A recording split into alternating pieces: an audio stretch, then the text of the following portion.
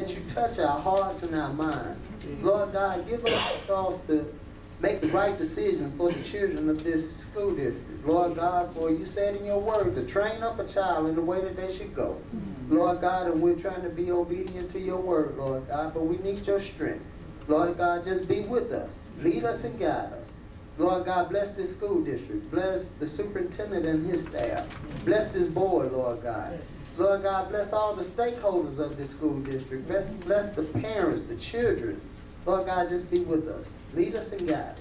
Lord God, it's in your darling Son Jesus' name that we come praying. We say thank you, and amen. Amen.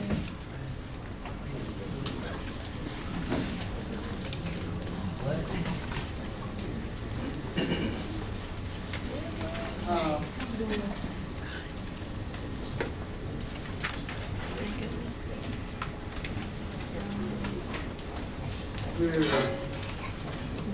have a speech prepared, but I won't do that because we have so much on the table that we're going over. Now we're down to item number 2.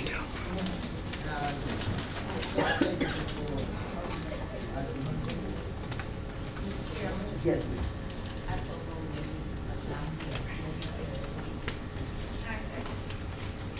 It's been motioned by Ms. Winters and seconded by Ms. Jones that we adopt this agenda with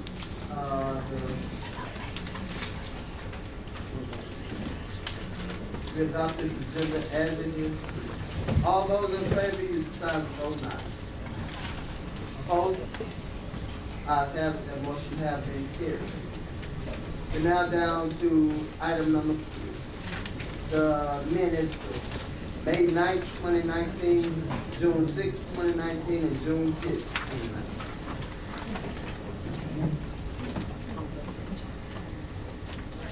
Yes, ma'am.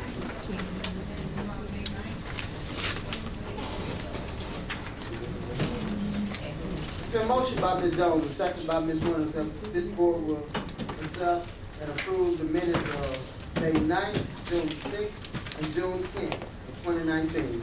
All those in favor use the sign of vote aye. Opposes?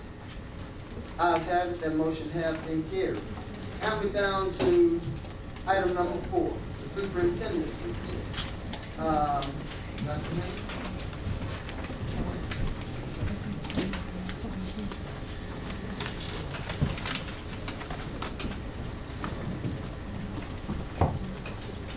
Good evening.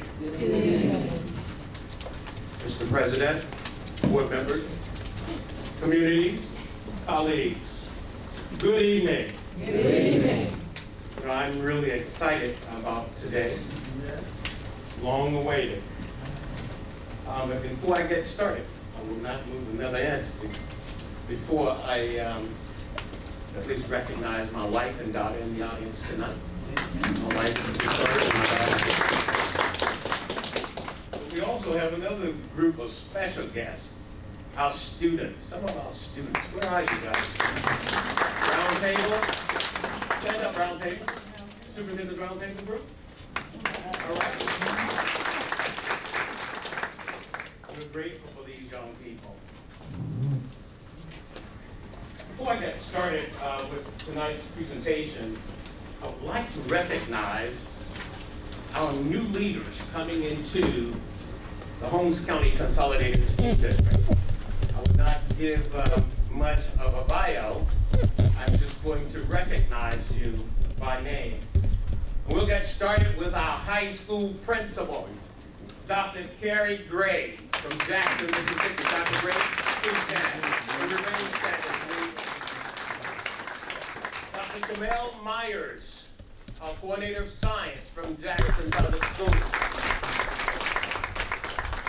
Ms. Kenya Horn. All right, Ms. Horn, coordinator for counseling services and CCR from the Mississippi School of Arts. We're pulling them from everywhere, ladies and gentlemen. Mr. Antoine Patrick, homegrown, the interim assistant principal at the high school. Mr. Henry Dole from Kenton Public Schools. Mr. Gould will be the assistant principal at William Dean, please remain standing, at William Dean Elementary. Ms. Janine Russell. Ms. Russell will be the Dean of Instruction at the high school.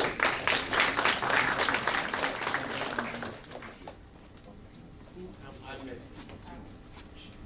I'm sorry. Dr. Deborah Cowles, the middle school principal.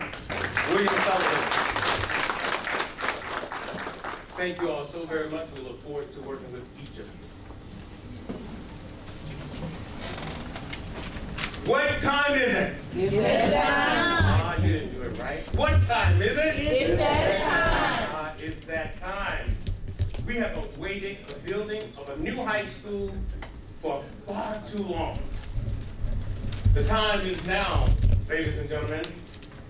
Our most important asset, our children, are deserving of educational facilities that are conducive to the learning environment. And I believe that our community is ready to deliver on behalf of our children. What time is it? It's that time. It's that time to be the change that we want to see. What time is it? It's that time. It's that time to stop waiting on others to do what we need to do for ourselves. What time is it? It's that time. It's time to be in control of our children's education in Holmes County, not the state of Mississippi. Community, this is our community. My community too. It's time for us to get it done. Our children's future is in our hands. In our hands. So this evening, we have 3 of the finest architecture firms in Mississippi to share their renderings of not one school, not even 2 schools, but potentially 3 schools in the Holmes County Consolidated School District. A high school in the county seat, a 9th grade academy, and a pre-8 school on the east side of the county in Durant. What time is it? It's that time. It is that time. It's time that we pass this $16.6 million school bond. However, $16.6 million will not build a high school. We are working in tandem with FEMA and MEMA after the storm 2 years ago to make this all come to fruition. What time is it, ladies and gentlemen? It's that time. It's that time. So with that being said, we're going to see our first presentation from J.B.H. Young. Please come forward.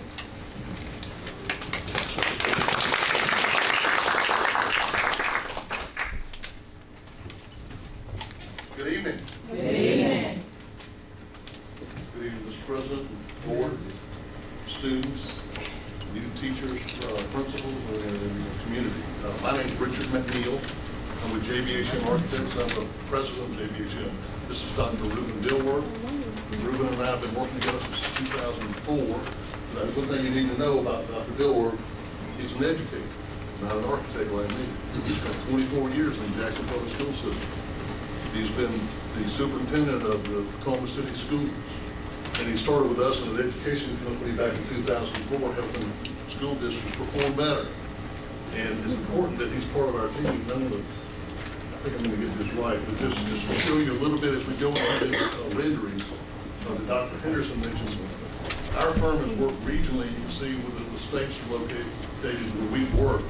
We're really familiar with the evolution of building design, which is important to help advise communities about design. We understand the language of educators because we've hired them and they work on our team. We understand that having schools is critical in our communities, and we understand the trends in educational facilities. So I want to show you a really quick video about high school, because high school is critical here in Lowndes County. And I'm not sure about what the text I think is. Here we go. So just quickly, I'll try to explain this. This is from Columbus, and it is a result of a community's hard work and effort to get a bond issue passed. And this is what you're engaging in, and you gotta have vision. Everything starts with vision, right? So this high school just finished not long ago, state of the art. They had to afford it. It had to be something that could be deposited in a hall. It had to be something they could afford. And we did lots of things like spoke design layouts for classrooms. And they have separate bus drops for buses, separate bus drops for parents. And that, there's obviously a gymnasium.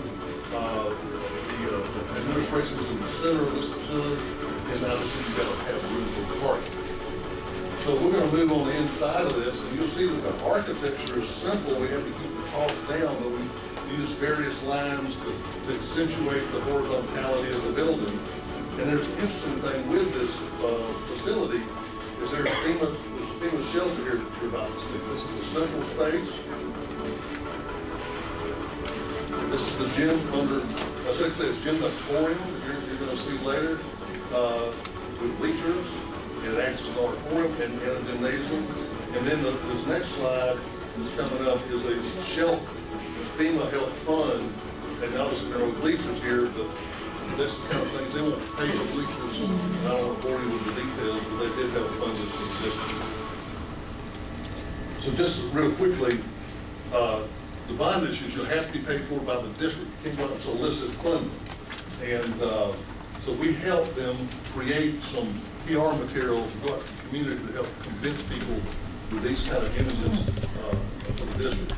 And just quickly just go through this. This shows you right before move-in, before any furniture's in, before any students have happened. This is what it looks like on the day what we call substantial completion. That's the principal's office. There's all kinds of security issues, because we all know in our schools how important security is. This is a typical large classroom area. This is the library, media center before the furniture got moved in. This is the awards area where all the trophies that they wanted displayed. This is the gymnatorium finished out. You saw it under construction. So they use it for both basketball and activities for all four. This is again the shelter where they won't pay for it. So just to show you how many high schools ground up we've done, this is the list. And what I haven't mentioned is we've been doing this for 50 years. So we know a little bit about schools. And this is just the new high school. We've done 1,700 educational projects in our firm. We work for 100 school districts. This is Sullivan, Alabama's FEMA shelter gymnasium. So you can put bleachers in, but in a community, the FEMA people will not allow you to pay for the bleachers. They will pay for the building, they'll pay for the mechanical systems, they'll pay for the restrooms, they'll pay for the structure.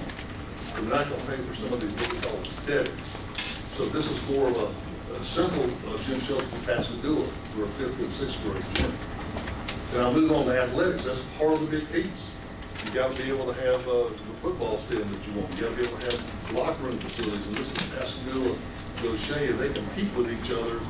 So that facility was one thing. And this is another quick video that we did for Gaucher, just showing you their facility. And they're proud of it. And you'll see part of fundraising, this video will come to them.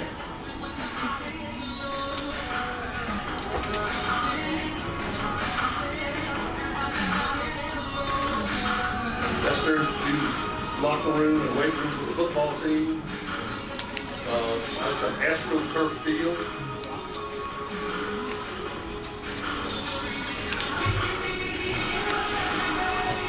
And obviously Pascagoula was very jealous when they saw this, because even though they're the same district, they kind of compete with each other. Some of you may be aware.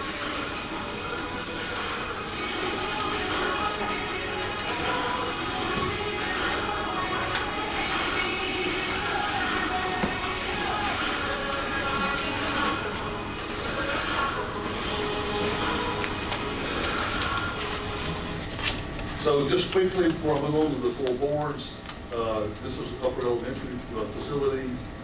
Again, budgets are critical. You'll see there's more color in the elementary zone than this high school. This is one of our designs where you can see down 3 halls at one time. As a principal or administrator, you can now manage that.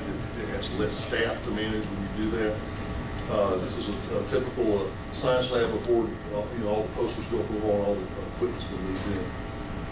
So we did these 4 boards. They're out there in the hallway. We wanted to leave them with you. They're basically get the community excited about doing a new high school. So there's 1 board on high school with an entry and a media center and a gymnatorium and an auditorium like performing arts space. Then on your athletics, the board shows baseball, softball, football, locker rooms, track, all those part of an athletic, proper athletic facility. Then a 9th grade school that would be, for the district, would be different in terms of, and then a high school would be just 9th grade only, but you would have certainly, media centers and obviously all these dining facilities and labs. And then for an elementary school, we created this board that shows the spoke plan that I showed you earlier on the bottom left, and then the dining facility and then the media center also. With a lot more color. We use a lot of color in elementary school. We decrease kind of color when we get to the high school. So, Dr. Henderson and Mr. President, I said I'd keep this quick. And again, you can see those 4 boards out front. You want to add anything, Dr. Dilworth? Because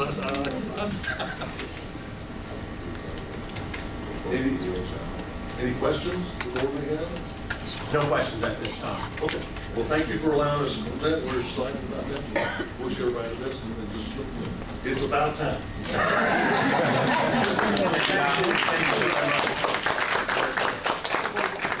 We have up next Major Design Studios.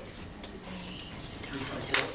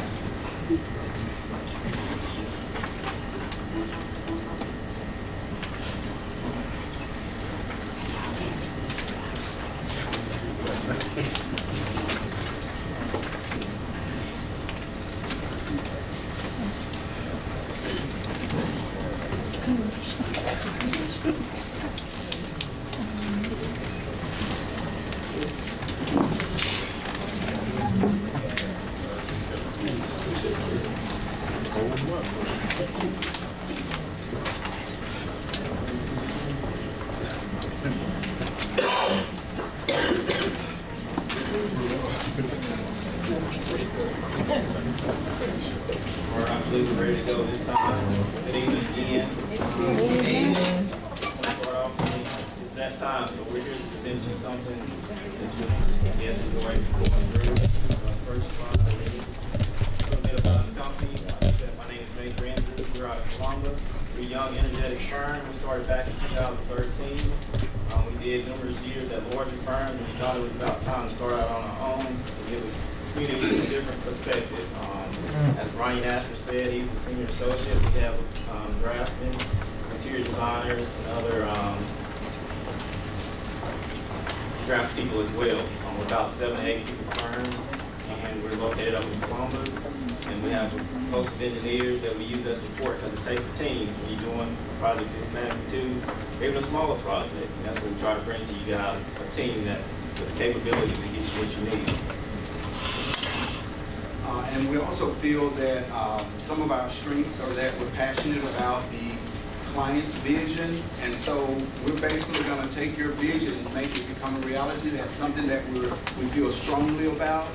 I know a lot of times, you know, there's other things that come into play, but when it's your money, your vision, we actually take that to heart and we actually put that to good use. And at the end of it, you'll be very happy and proud of what the results turn out to be. Also, one of the projects we're familiar with, you guys maybe as well, but over at SB Marshall, we did your athletics facilities out there. We have new concession stands, new bleachers, and upgrades to the lighting system there as well. And this is a slide of just some of our, a quick glimpse of some of the projects that we worked on. We've done FEMA shelters as well, university work, churches, retail, and then school work as well that we've done in the past also. So what we've actually put together for you, we've looked at some of your existing schools in terms of what will remain in place. And what it appears to us is that William Dean, SB Marshall, and then your career tech will actually remain as is. Some of the things that we'll look at changing would be the existing schools at Durant, Goodman, and William Sullivan could potentially get a new pre-K-8 elementary middle school. Also, we looked at the 9th grade, which is at your Holmes County Central, and that could potentially become a new 9th grade academy with the option of possibly basically any renovations elsewhere that could take place. And then also your Holmes County Central High School will basically become a new high school with athletic complex. Also, what we've looked at and kind of did analysis on, we have school experience, so we had looked at your current schools of what you have, the facility audits, survey audits, the energy efficiency, renovation and upgrades. All of those things could actually happen at your elementaries as well as new construction. And so when we start to look at the new schools, we want to make sure that everything is energy efficient for your new construction, that you actually have a 21st century learning environment. We want to make sure that you have a state-of-the-art facility as well.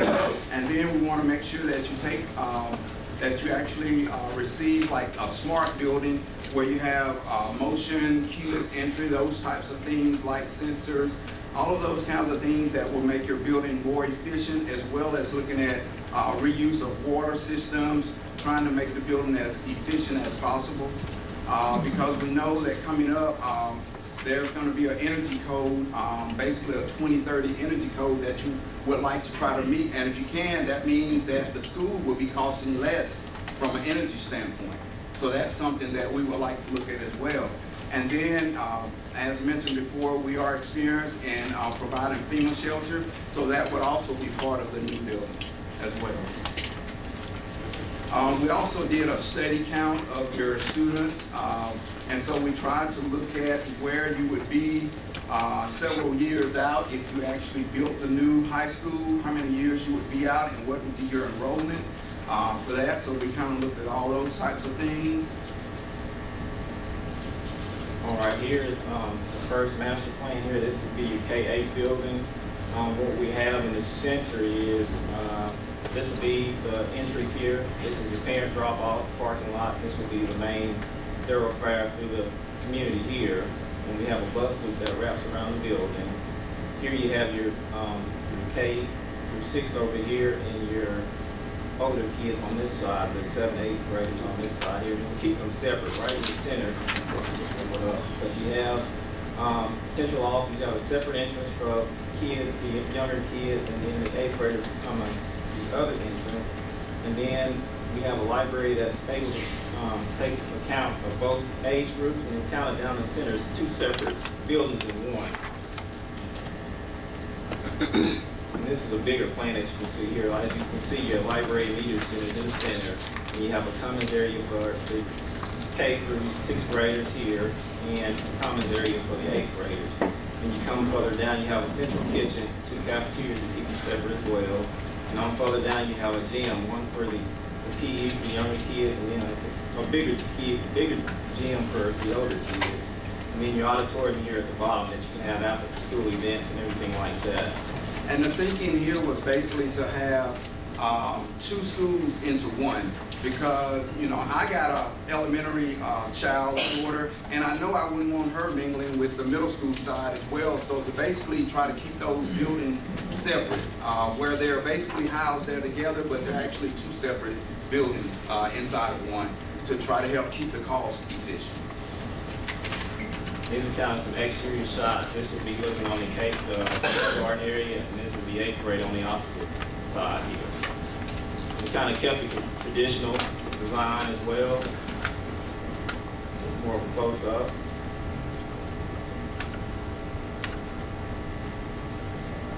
Here's your here's a plan of your 9th grade academy, where it will actually have the courtyard. You actually see the drop-off in the front, where the parent drop-off, but we would actually have separate drop-off for buses. Here's the plan where you would actually see, let's see what would be the best option. Basically where you would have your admin here, your library would be in the center, and then you would actually have a courtyard to kind of, it's like a controlled courtyard, pretty much where the kids can have access outside, where they would kind of be in a controlled environment a little bit more, kind of protected environment. Then you would also have the cafeteria, and then the gym, and then the auditorium and fine arts. Pretty much on either side of your classrooms would be the bluish purple there on either side. And then here's a picture of the 9th grade. This is kind of a shot far off a little bit, and then you actually get closer to the building, the design of the entry there. And then here you actually have your master plan for the high school. And basically what you have on this one is you have your high school here. You actually could have the 9th grade academy on the same campus, but it would be separate. And then behind that, you would actually have all your athletics back here in the back. Of course, you would have a loop road that would loop around and be able to drop buses off. You would have parents pretty much here in the front and try to keep those separate. High school plan, you would actually have your admin here your classroom wings each direction, your library there in the center. Again, you have another courtyard, you have your fine arts and auditorium over towards this side, cafeteria dead center, and then you have your gym as well as a natatorium as well. So these are just some options that we're basically trying to show you what you could potentially get for your high school, your middle school, elementary, and the 9th grade. Here's an elevation of the high school as well. This is a close-up of the elevation, the front entry. And then this is another close-up here as well. This is an classroom that basically just shows you kind of a typical classroom layout here. This is the library, design of the library, where you can actually see your desk here, and then the books and shelves over to each side. And then this is the dining, where you would pretty much come in here and then you see the seating. This is a view of the auditorium, fine arts area. And then this is the gym, what the gym could look like as well. And in here, you actually see a shot from the court as well. And then here's even a shot of a natatorium, and it has the Jaguar logo on it as well. And then this will be a shot of the courtyard shown here. And then this is your athletics, where your athletics could be. Basically, you would have the weight room here. You would have the locker room, football locker room over here. You would have your baseball, softball, and track pretty much on this side. Second floor, you could have offices up there. And then this is what it could look like on the exterior. And then this is your football stadium. So again, it's that time. In addition to that, real quick, we did have a couple of videos that we wanted to show.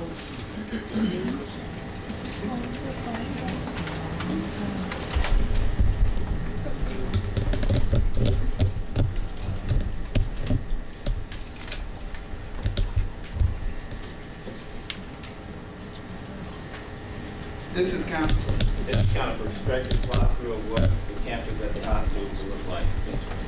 You see the bus looking out, the buses around at the front loop, and they can move around to the exterior wings. We have, an entrance on either side for a drop-off. This is one entrance here, secondary entrance. And we also have separate entrances for your auditorium and your gym. So after hours, those areas we need access from a different location as well. As you can see here, this is the interior courtyard.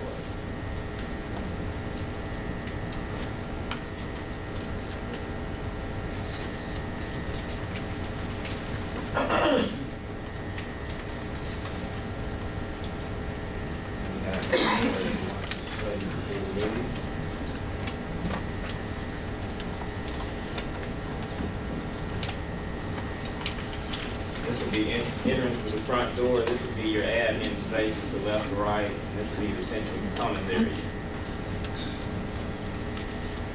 This is entrance to your library/media center here. Your shelves to the left, and you have kind of like a seating area that you can hang out, do group learning as well in your library. And then this is looking back, going to the courtyard.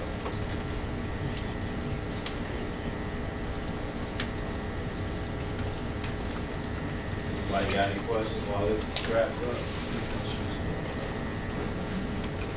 Thanks a lot, guys. Look forward to Thank you very much. And lastly, we will have M38 Architects.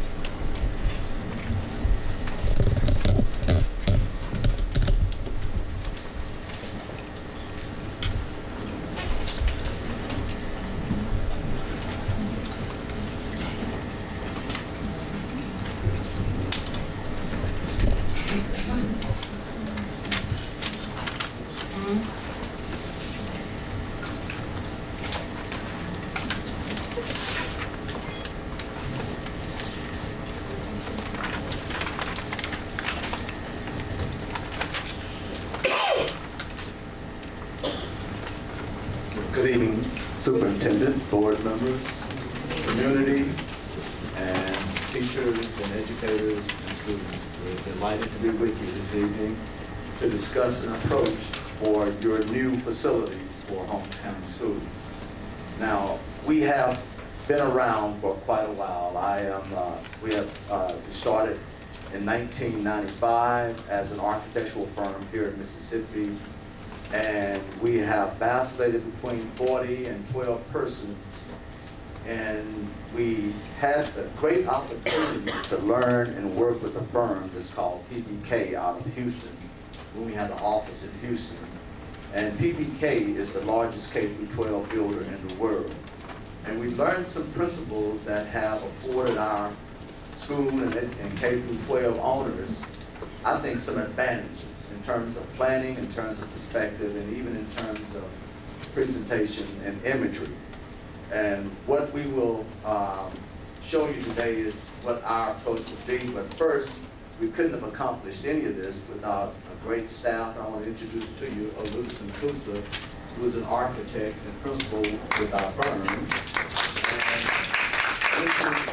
Wilbert McNeil, marketing director at Design. So, with that, we had the opportunity to perform on around 75 schools in our history. And that sounds glamorous, but the beginning of our career didn't entail designing new schools. We couldn't get new schools. We got old schools that nobody wanted. We got roofing repairs, we got door replacements, window replacements, envelope protections, and we learned what goes wrong with buildings. And eventually, that ended up being an asset to us in learning to plan schools that are durable, but that are budgetarily sensitive, and but still, we always want to design schools that, as we say, that SIT, that S-I-T, that is stimulate, inspire, and transform the lives of its users in a significant way. And we believe that that can be done through design, and we believe that you can encourage students to look at things differently, to take pride and ownership of those newer facilities. And in addition to that, we believe at some level that we can script behavior. And if you can modify and change behavior, we believe that that is the basis of learning. And we try to accomplish, facilitate, and encourage that in our design. So, this is my clipboard. This is our office in Northeast Jackson. We've been there for 18 years. It's a 10,000 square foot building with some of the latest high-tech accoutrements, including virtual reality labs, as well as state-of-the-art studio for our architects and designers.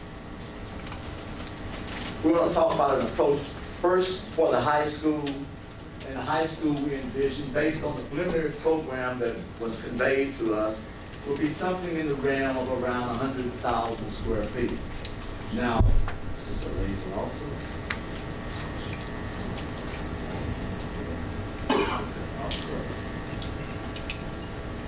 We think whenever you create a school, there's some things that you ought to observe, and as you give them hierarchy, one of the fundamental things you want to do is provide an entry that is significant and that conveys the language of the school and of the community, and make it significant such that students have an enduring pride and loyalty about it. This is a bit small, I don't know if you can see it, but also with establishing a prominent entry, we always place the library out front because it has always been the iconic component for schools, and it has always evidenced and conveyed learning in a very real sense. And so positionally, we always make it very important and place it at the front of our building. The lobbies are always represented by a voluminous core, by a voluminous lobby that promotes interaction and interpersonal activity. And from that lobby, you can clearly see to the right, there's a visual into the library. The library also, as I said earlier, being a very iconic component of the building, opens up to a commons and to allow free flow of activity, and those folding walls can collapse down to have a more confined media center, but it also has a 180-degree view to the exterior to promote an exchange from the interior to the exterior. One of the things that we do in our buildings, you'll see two learning houses to the rear, learning houses are the way that we deliver education. By that, I mean we place the significant the science labs and the math labs, computer labs at the core of the building, and we arrange the classrooms around them. We decentralize administration and place an assistant principal in that area. We place all of the IT components, the biological components, such that it's a self-contained community within a very compact footprint. And it allows students, instead of being alienated or not knowing each other, I mean, they were down a 150-foot corridor, we found that less incidents occur in a learning house as opposed to a classroom wing. And it's our staple. We go to it unless the site doesn't permit. There is a school that we built that didn't allow for a learning house. And it's the only one of the 12 that we have done that is a double-loaded corridor configuration. But the learning house is self-contained. You can contain, however you configure it, 350 to 550 persons per learning house. And those learning houses generally operate off of a student commons or a courtyard. That courtyard facilitates a variety of multi-purpose activities, dining, recreation. It's a small amphitheater. It is an outdoor learning space. It allows learning to occur outside of walls in a flexible scenario. And so we really are very prideful, and our clients are very happy with that kind of delivery because it allows the students to recreate in a controlled setting. From the administrative area, you can look down the outdoor commons and control or interdict any activity that is unpleasant or undesired that may be occurring, and in the end, have the school district respond effectively, and the administrators respond effectively to any threats that might emerge. On the right side, you will see some of the weight rooms and preliminary locker rooms and concessions that go to the indoor sports / assembly recreation activity areas. And in that, we typically have gymnasiums, gymnatoriums, unless we're building a separate performing arts complex. This allows for us and for our clients to have a means when budgets are strained to accommodate the same functions without building separate spaces. To the rear of that and accessible from the commons area is also a dining hall with the associated kitchen and food prep. And again, these courtyards or these commons, they are segregated from the general public, so you don't have transients walking on to campus interfering with those activities. And of course, a bus drop off to this side. That represents the, what is 900 persons, 450 students per learning house, 225 per level delivery. And again, it's a very compact plan. We think that this can be done within 100,000 square feet. We just built a school that had a very collegiate feel, and typically they cost a little bit more than the modern facilities. And so we use revivalist themes and approaches, and that school was built for $149.76. It's a 200,000 square foot middle school and high school co-joined around a common outdoor lobby, activity lobby. But we think that if we keep these learning houses compact, and then realize that we see at the core are science labs and math labs, well, we like to keep the math labs kind of open along the corridor so that there's visuals into it. But those labs can become hardened spaces in the event of an active shooting. And over to the right here is a bus drop-off. This is in no way represents a plan or a design, but it's a preliminary response to the program or to, I won't say a program, to some of the preliminary needs articulated to us. And we also like to draw. Instead of just doing a two-dimensional master plan, we want to kind of show you how that imaging and massing could occur. To the right are the athletic fields. Here's the baseball component, softball component, in an area for outdoor tennis. This facility is the 9th grade academy. It accomplishes some of the same things in terms of organization and amenities. And so here would be admin, and this would be the multi-purpose component of the whole development with recreation, assembly, food consumption and food dining, and the learning houses here. I think this is 400 persons. And you can see the commons of the courtyard, the student courtyard here. We're just doing a little clock tower to kind of provide an area of focus. But you can do so much with those in terms of containing your student body. Back when I was a kid, we would go way out on the ground and play football way out somewhere, and the bell would have to bring us all in a very timely manner. And now that kind of activity exposes students to jeopardy and creates a liability for the school district. Same organizational concept. We also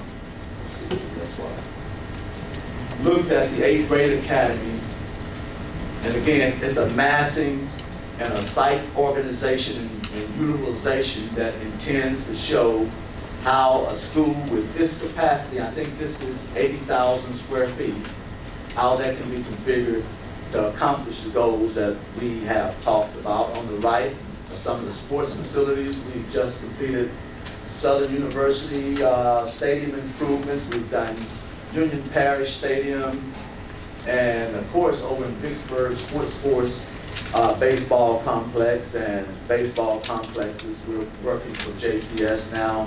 Completed one football field for JPS, high school multi-purpose surfacing. And in some of our sports facilities, we've done baseball facilities for Southern University, and again, I said, and a number of secondary schools and some higher ed. So, if you will allow Mr. Kusa to kind of explain the process in terms of how we get there, unless you have an inquiry. I missed the DDW Fine Arts Magnet Academy. That would be, let me go back, if we will. No, it's open on this side. It's a standalone. That is an approach. Now, we can easily incorporate it to achieve a physical connection, but because of the community component, we thought that it might be viable, that it's separate and apart, so that the uses could extend to the community benefit. Thank you. And this shows the whole composition together. This is the high school, the 9th grade academy, and the sports complexes for both grade levels. The performing arts, the athletics are all on the perimeter.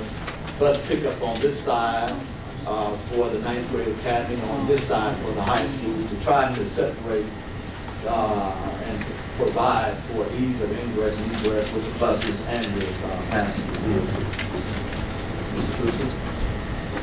Thank you very much for this time.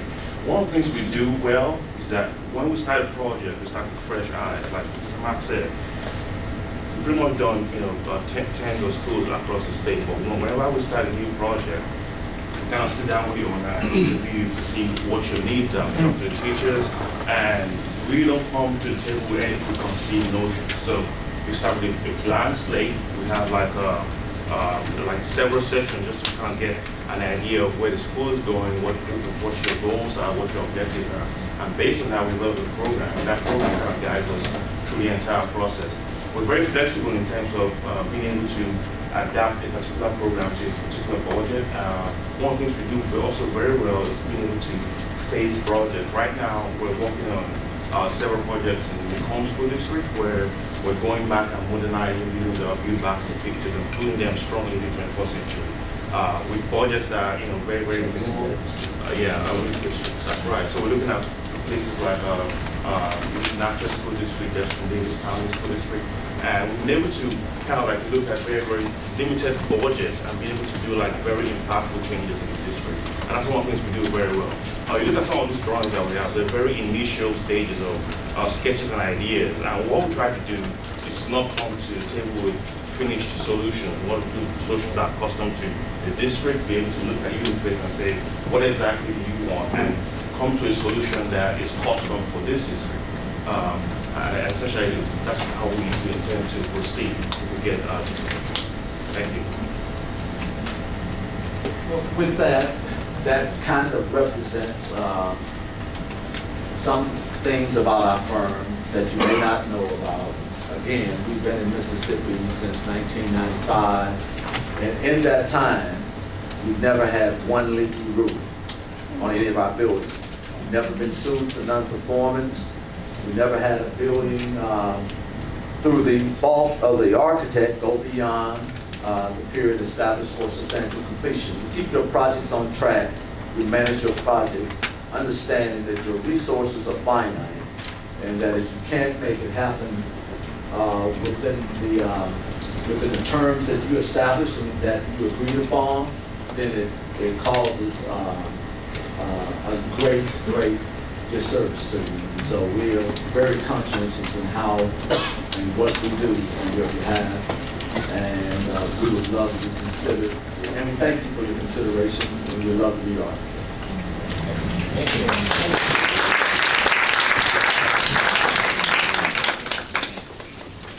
We can do a little better than that. Come on, let's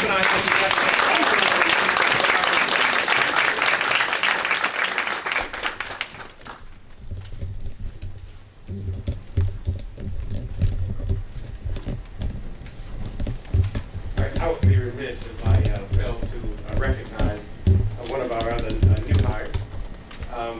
Please help me to welcome our Director of Testing, Enrollment, and Accountability from Jackson Public Schools, Dr. Jason Sargent. Please stand, Don.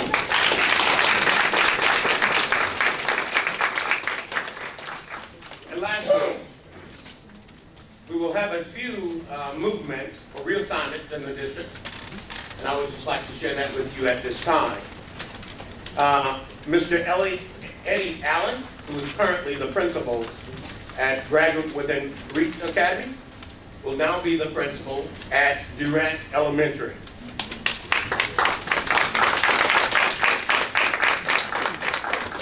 Ms. Tawana Horton is currently at S.B. Marshall Elementary, will now report to the high school principal, Dr. Gray, as she works with him around the Graduate Within Reach Academy. Mr. Frederick LaFleur, currently at Durant Elementary, will now be the assistant principal at S.B. Marshall Elementary. Mr. Nedra Floyd, currently at William Dean Jr. Elementary, will be the assistant instructional coordinator at Durant Elementary. And lastly, Ms. Valerie Bankhead, currently the assistant principal at Durant Elementary, will be the instructional coordinator at William Sullivan Middle School. Thank you all so very much for coming out. Thank you to all of our leaders, our current leaders. Thank you for all that you do, and thank you for my team. Thank you so very much.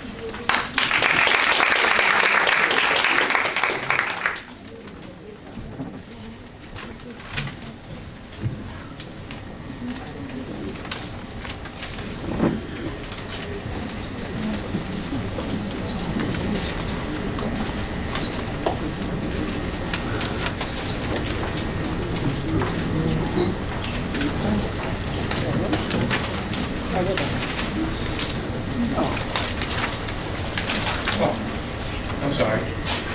Thank you. But let me bring something to your attention, community.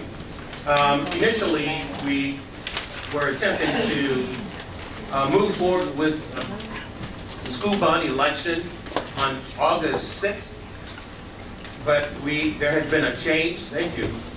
There has been a change, and tonight I will be making a recommendation to the Board of Education to move the bond election to the general election in November 5th, I believe.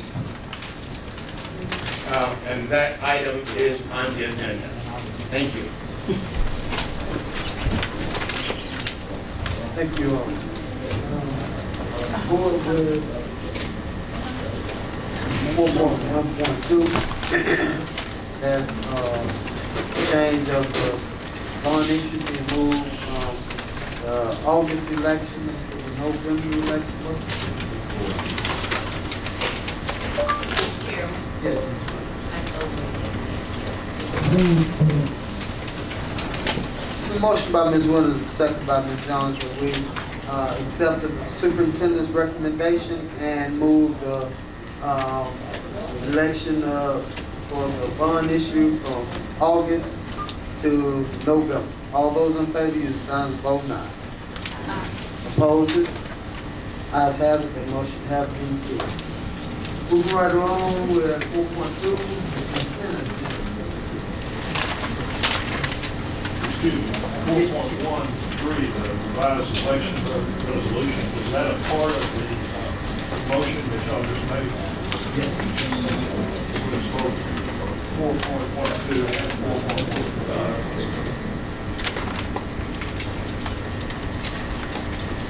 Now down to 4.2, consent agenda.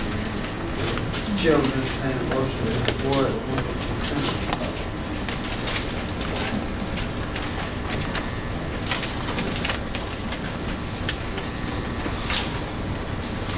Yes.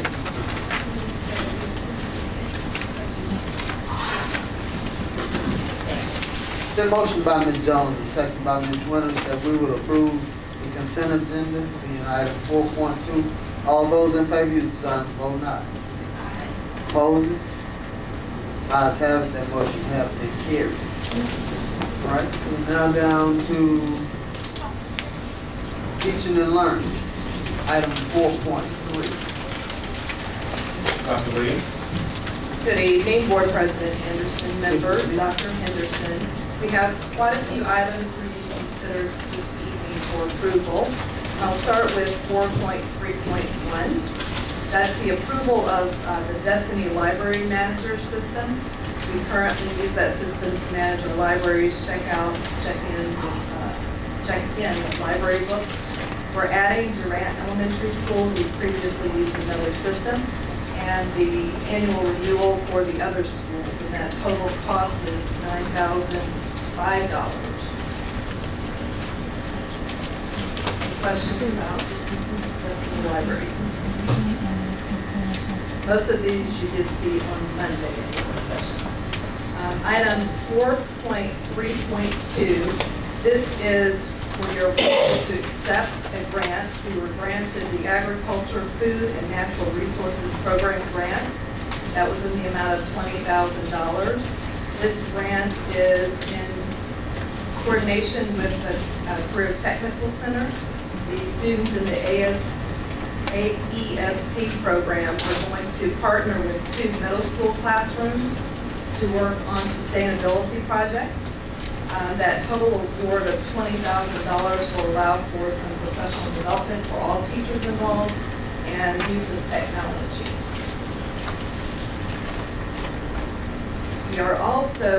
We also submitted a grant, item number 4.3.3, a middle school pilot grant. This grant was issued by the Mississippi Department of Education for middle schools. They're targeting at least 20 middle schools in the state of Mississippi to be in a pilot program for professional development. So this is a professional development grant. 20 schools will be in a cohort that receives professional development throughout the school year, focusing on social and emotional needs of middle school students and we have applied on behalf of William Sullivan Middle School. 4.3.4, that is the purchase of materials. Last month, you approved the adoption of new mathematics materials, K through 12. And one course at the high school was left off of that adoption. That's the Essentials of College Algebra course.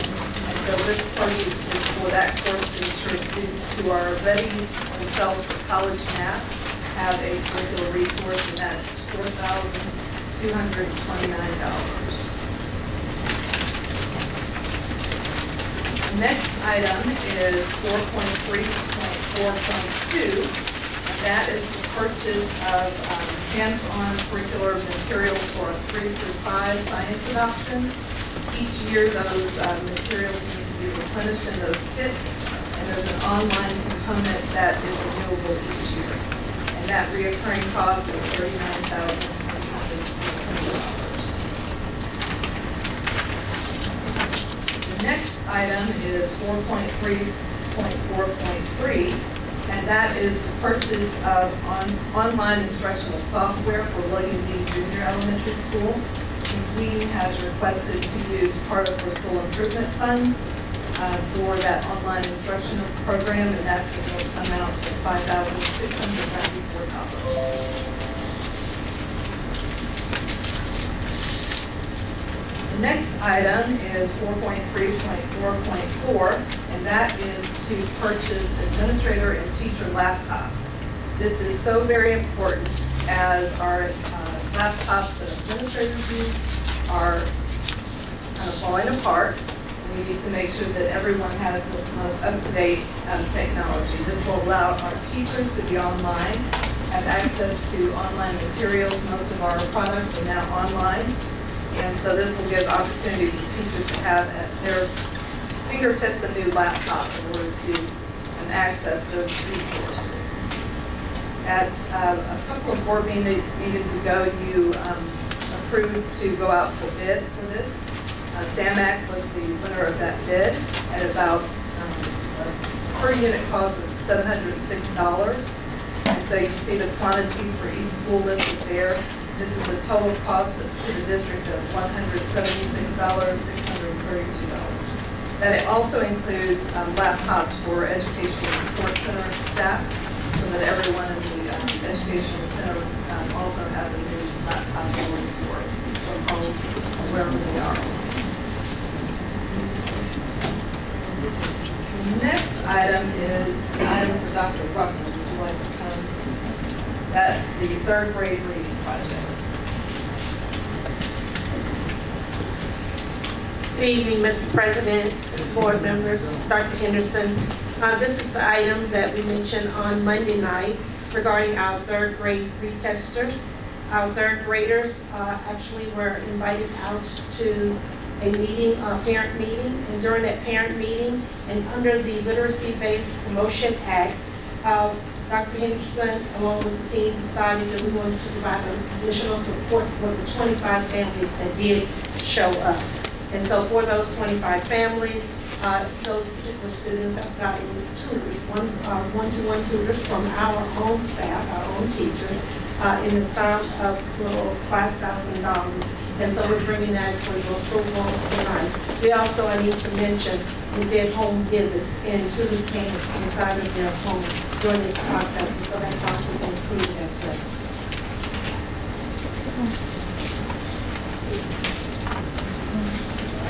Other items, 4.3.6 is summer jobs for students.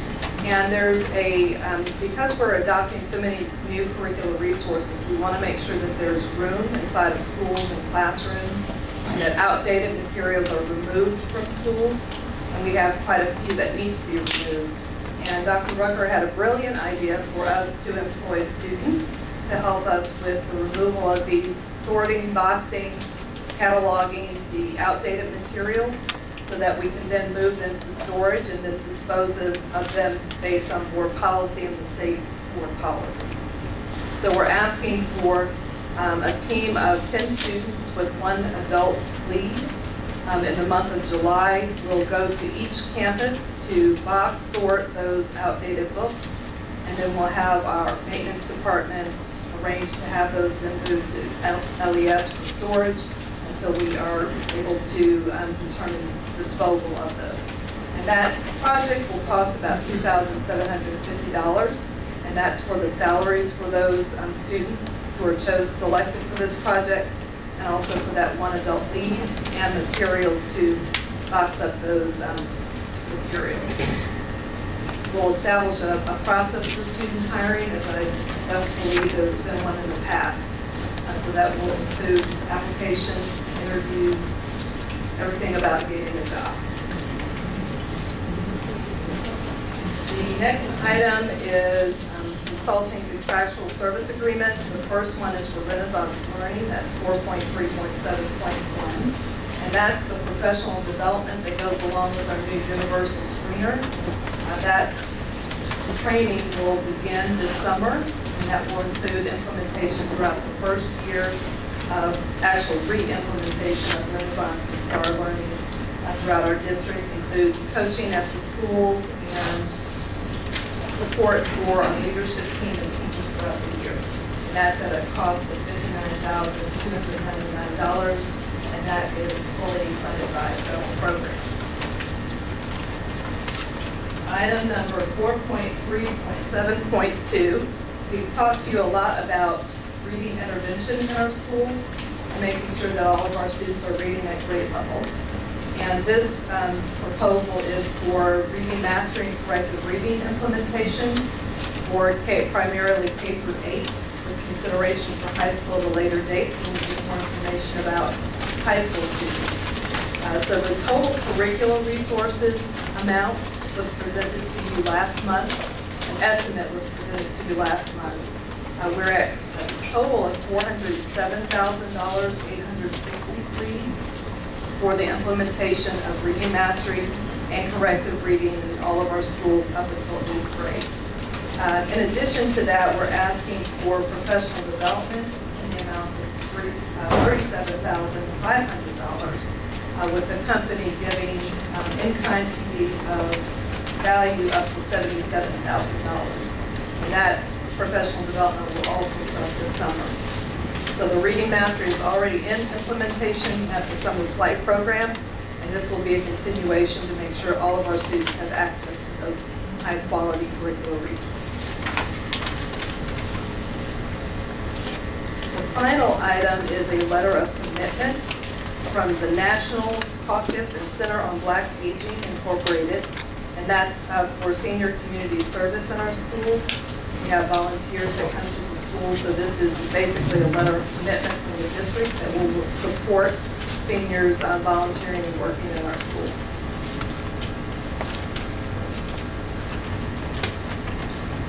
And that's, I just asked you for $600,000. Thank you, Dr. Williams. Just one question.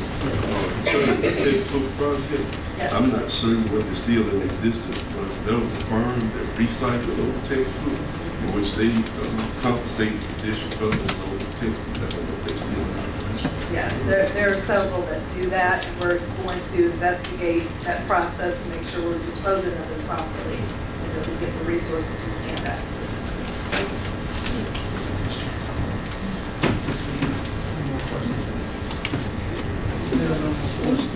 Chair will entertain a motion on 4.3, teaching and learning. We'll do that as a consent item.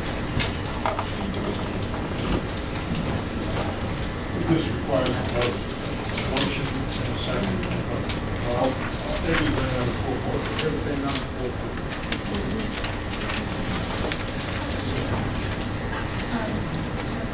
Yes.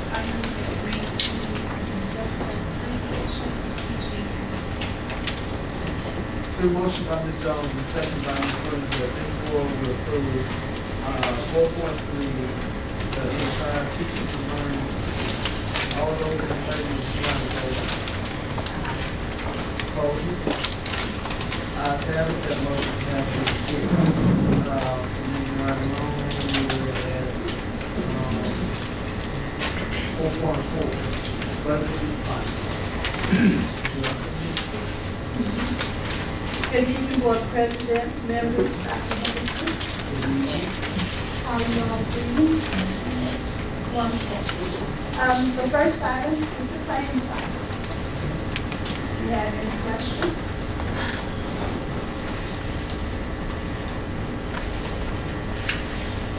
Okay. The financial report.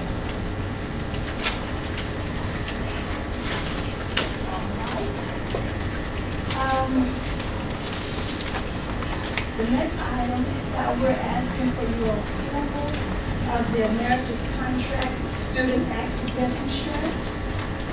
And the amount went down $3,000 from last year, so that was a good thing. But yes, we will careful. Questions?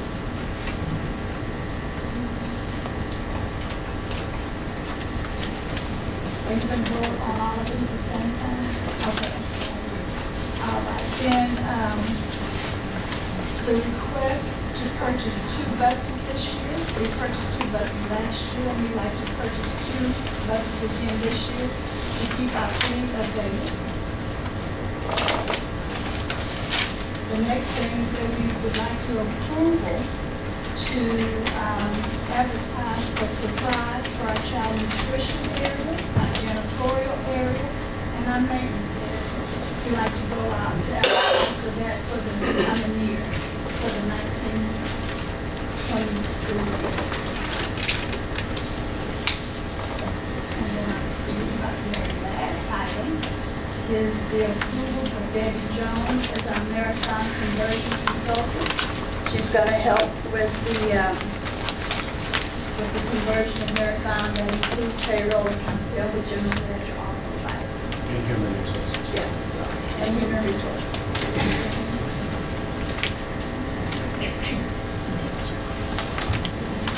Done. Questions?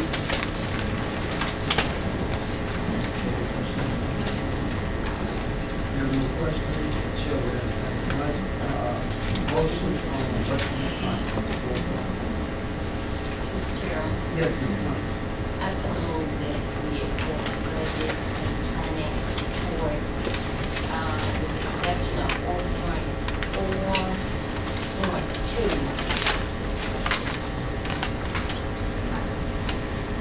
The motion by Ms. Leonard and second by Ms. Jones, we will approve item 4.4, budget and finance, excluding item 4.4.2, that we know the information on. All those in favor, please sign the vote now. Opposes? Ayes have it, that motion has been carried. Moving right along. Thank you, Ms. Taylor. Moving down to 4.5, human resources.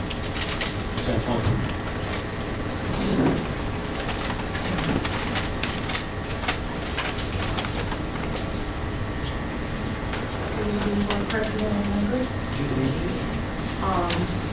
The first thing on the agenda is the compensation manual.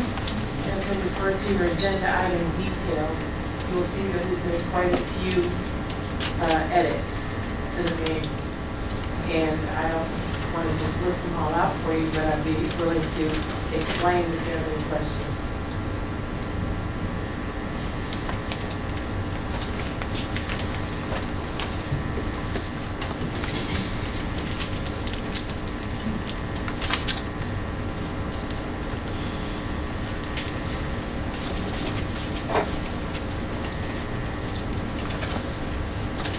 Accompanying changes to the manual are also changes to the calendar, which are also on that same agenda item.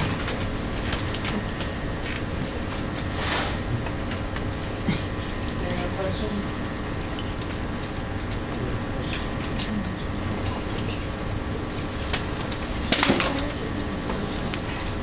Mr. Board President, I'm asking for seeking your approval for the employment personnel.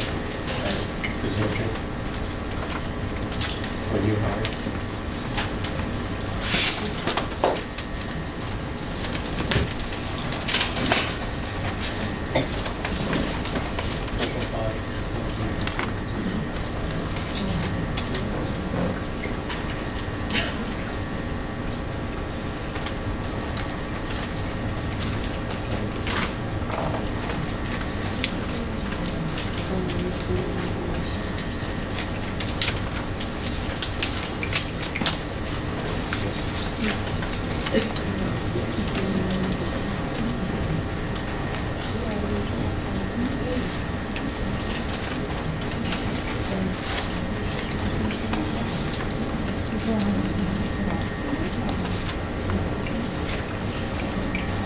Mr. Chairman, Yes, Ms. I so move that we accept the employment of personnel, exclusion of 4.5.3.3. Administration reassignment. The motion, Excuse me, Mr. Chairman, does that also include 4.51 and 4.52? yes.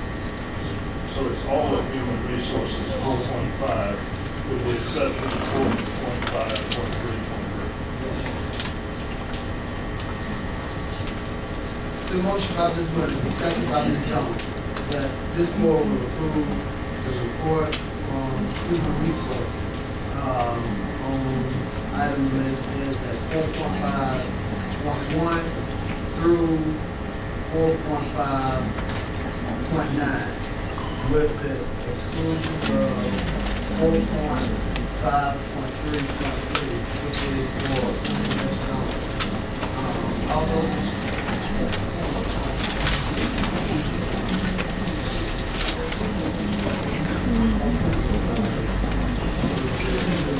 4.5.1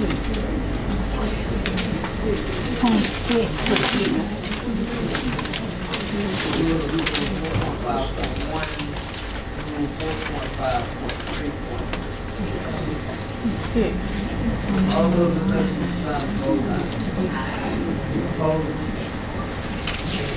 Ayes have it, that motion carries.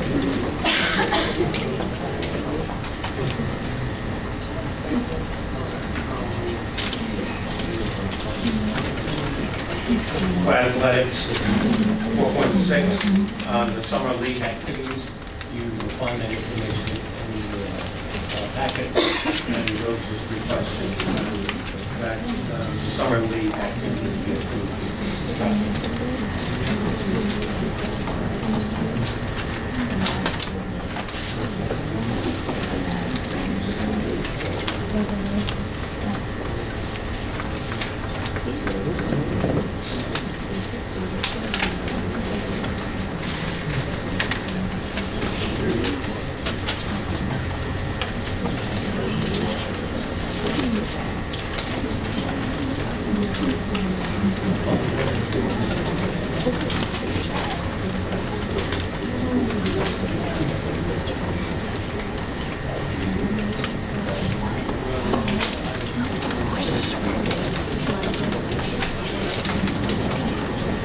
Chairman,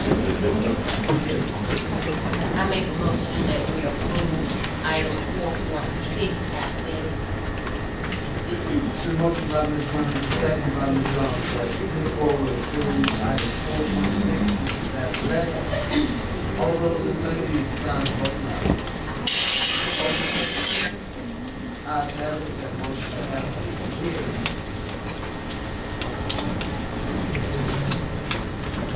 Mr. President, thank you for this opportunity to speak just briefly to the community. Just bear with us. This is our first agenda in this format. So we're getting used to this new format. So come next board meeting, we'll have it down. Thank you all so very much.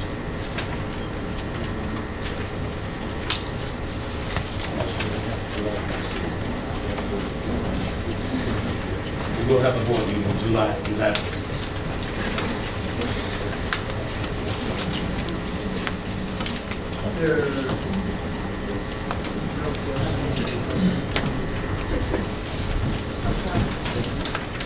There's nothing else under 4.6, which is athletic. That's approved. We will now move on down to item 4.5, which is public comment. Chris, do you have anything for public comment?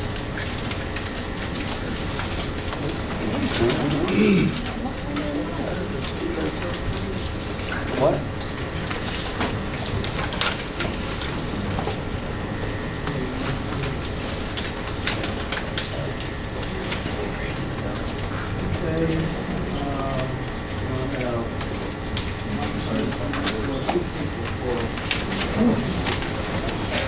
anybody hear you, Mr. Anderson? Ma'am. Anybody hear you? Oh, I'm sorry.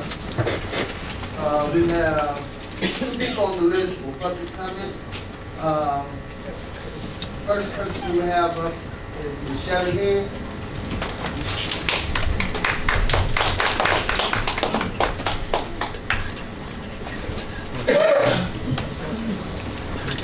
You have 3 minutes. Floor is yours. Thank you. To Superintendent Henderson, members of the Holmes County Board of Education, to the citizens that live Holmes County. Today I come here, I was requested to be on your agenda, but I will just talk to you all about that later. But this evening I want to quickly just talk about 2 topics. And I want the citizens to hear me because it doesn't require you to make a comment. 2 of the topics that I need to talk about tonight or just bring to your attention is my concern about the teachers' raises and the proposed bill. First of all, the teachers' raises. During last week's budget hearing, your proposed chief financial officer stated that the bond is passed and $1.5 million will be set aside for the teachers' raises. However, based upon state and federal laws, neither a supervisor bond or school bond will be allowed to use funds for teachers' raises. And the reason? Because it's an ongoing, continuous pay. You cannot use a bond for that. Holmes County is a public school, therefore their raises come from the state legislature. Effective July 1st, 2018, the legislators approved the teachers' raise of $1,500. Although I am perfectly fine with our teachers getting a pay raise, please understand I don't have a problem with it, and I am perfectly fine with us building a school. My question just is, where the money will come from? And I need to know as a taxpayer. Some of you all may, because you know we're on both sides of the fence with this, but at some point in time, you got to stop and think. You can't go buy a car and then come back later and say, I don't have a job. How you going to pay your note? You got to do that. You need to know where your money's coming from. So let the record reflect that I am not against the teachers' raise or the building of a new school. On the contrary, I support both measures. My concern centers around whether or not my board understands state and federal laws as it applies to using the state and federal money. And are the Holmes County citizens getting a better understanding if their taxes go up? So one of the questions is, if the Holmes County school system cannot use the bond money for teachers' raises, again, I ask you, based upon what's on your website, $6,300 per teacher per year on a continuous basis. You all need to know this now, not later. You need to know this now. Today, we listened to a presentation on 3 schools. My question to you is, have you talked to the Board of Supervisors to determine 2 things? Can the Holmes County taxpayer take on more debt through another tax increase? And should the Holmes County supervisors, who ultimately are the ones going to do this increase, not the Board of Education, but the Board of Supervisors? Do the Board of Supervisors know, and what have they said? State's laws reflect. Is that 3 minutes? That's fine. Next person on the agenda is Yolanda Head. She's yielding her 3 minutes to me. And I am. I requested to be on the agenda. Our policy doesn't allow that. Don't allow what? When did that change? That's not in our policy. When did that change? Don't allow that. That's fine. I'm gonna say one last thing, going to my seat. This school district, right now, we have 6 people in this building making $700,000. 6 people. Yet the very people that's gonna be required to pay for this school, The time have expired. that's fine. I can talk going to my seat. The very people that's gonna be required to pay for this school are the taxpayers. But we have 6 people that do not live in Holmes County at all, currently making $700,000. If you all don't think something wrong with that, you all need to go back and talk to your 5 representatives because there's a problem. Okay? Amen. Item C.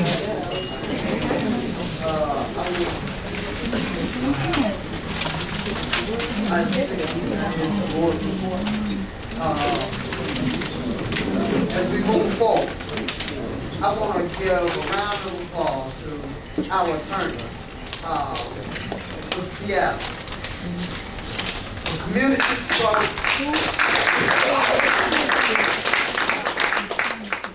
Community spoke, and we listened. When we started doing superintendent search, the people, the community, especially the direct community, they said that they wanted us to have our attorney present at every one of our board meetings. And I want to thank Mr. Piazza for showing up at every one of our board meetings.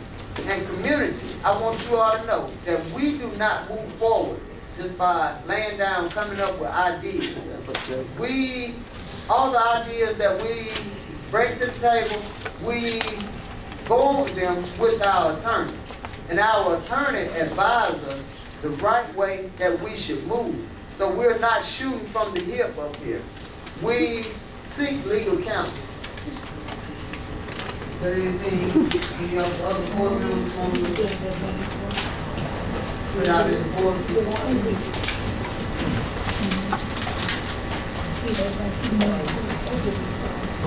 I want to.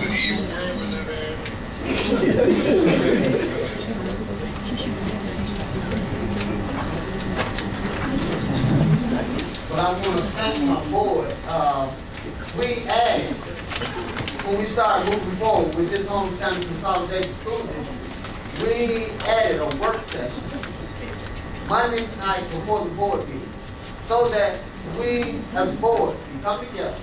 And it's open to the community. If you want to show up the Monday before board meeting to our work session where we discuss things and we discuss the agenda so that we can ask questions if there need to be, so we won't hold up so much of you all time, so that our board meetings can be carried out in a timely fashion. And you all are welcome. Our board meetings are the second Thursday in every month, and our work session is the Monday before our board meeting. So you are welcome to come. So I will be sitting up and talking all night. We're down to item number 8. Since we have nothing reporting for executive session for, the chair will entertain a motion. The rest of it being home. Motion by Ms. Jones, and second by Ms. Williams, that this board will adjourn. All those in favor, use the sign of vote aye. Opposed? Ayes have it, that motion has been carried. Thank you.